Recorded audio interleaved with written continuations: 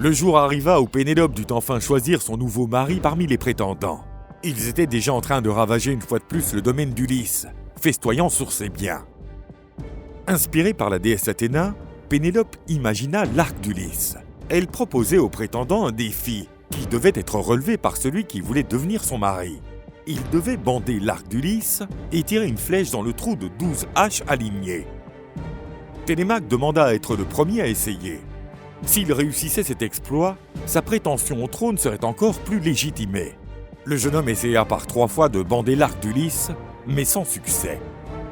À la 4e tentative, alors qu'il était sur le point de réussir, Télémaque regarda son père et comprit le message dans le regard de l'homme. Il abandonna et dit qu'il ne pouvait pas le faire. Les prétendants commencèrent à essayer de plier l'arc d'Ulysse. L'un après l'autre, ils échouèrent. Ulysse révéla son identité en montrant sa cicatrice au porcher Eumée et à son serviteur Philétios, qui avait toujours été très loyal envers le roi. Les 2 sujets étaient très excités de revoir Ulysse. Il leur demanda de prévenir les servantes et la reine. Ils devaient s'enfermer dans leur chambre et les portes du palais devaient être verrouillées. Puis, les 2 principaux prétendants tentèrent de faire plier l'arc.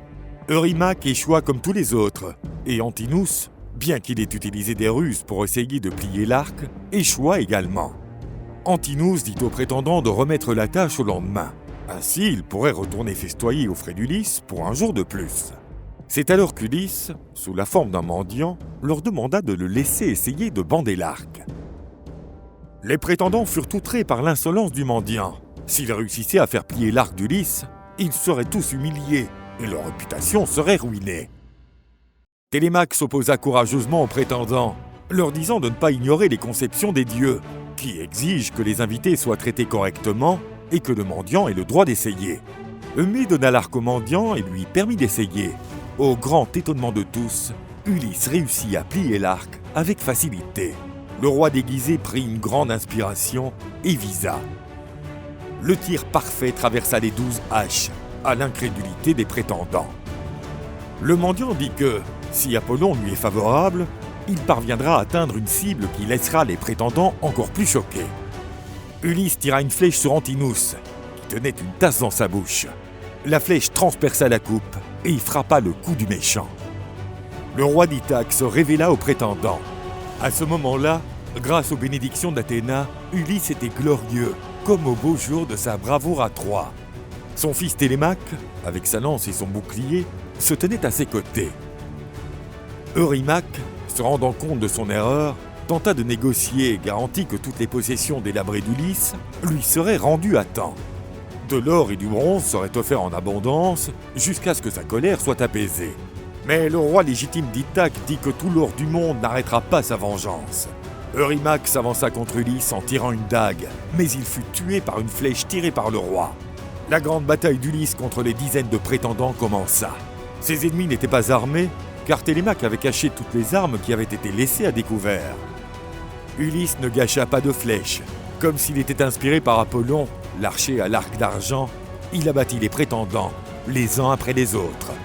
Les flèches s'épuisaient, mais il y avait encore des dizaines d'ennemis dans la salle.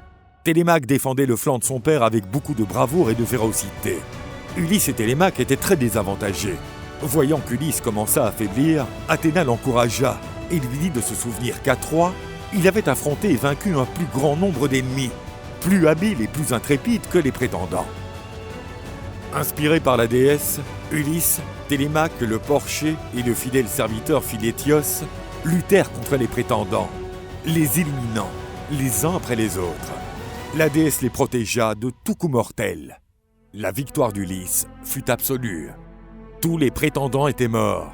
La salle du palais était remplie de cadavres et il y a une mare de sang sur le sol. La vieille servante, à la demande d'Ulysse, amena la reine Pénélope aux retrouvailles. Mais elle ne pouvait pas croire que son mari était revenu. Seul un dieu aurait pu vaincre autant d'adversaires. Elle resta silencieuse devant son mari, qu'elle n'avait pas vu depuis 20 ans, sans le regarder dans les yeux.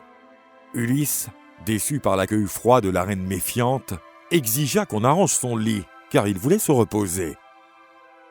Pénélope décida de le tester et demanda à la servante Euryclée de transporter le lit d'Ulysse dans une autre pièce. Ulysse, se rendant compte de la ruse de sa femme, répondit qu'une telle chose était impossible. Il avait construit le lit du couple avec un chêne. Il serait impossible de le déplacer à cause de son poids important.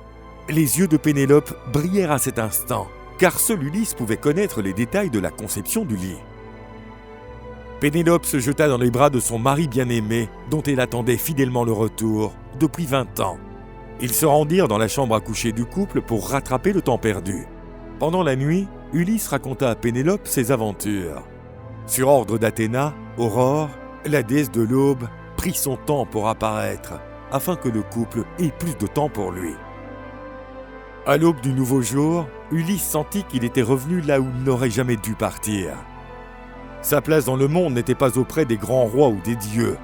Il était là, aux côtés de sa femme bien-aimée et fidèle Pénélope, et de son fils Télémaque, qui lui donnait une telle fierté.